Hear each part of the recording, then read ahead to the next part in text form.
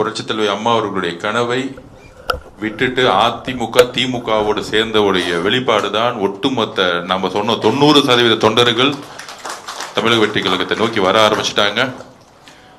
அதிமுகவும் புரட்சித் தலைவருடைய அதிமுகவும் தமிழக வெற்றி கழகமும் எப்பொழுதும் ஒன்றுதான், ஒரே குறிக்கோள் தான். அதனால நாம் இணைந்து வரக்கூடிய பை எலெக்ஷனும் சரி, வரக்கூடிய உள்ளாட்சி தேர்தலும் சரி, உங்களுடைய பணி இணைந்து தமிழகத்துல இதுவரைக்கும் எந்த கட்சியும் 99% ஜெயிச்சதே கிடையாது. அந்த வரலாற்றை உருவாக்குவோம்.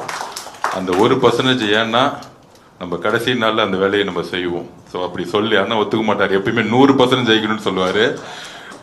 ஸோ நம்ம ஜனநாயகமா இருப்போம். 99% அதிமுகவுடைய தொண்டர்களும் அதிமுகவுடைய நிர்வாகிகளும் தமிழக வெற்றி கழகத்தில் நிர்வாகிகளும் இணையும் பொழுது இந்த ஒரு மிகப்பெரிய சக்தி தமிழ்நாட்டில் வேற யாராலும் இருக்க முடியாது.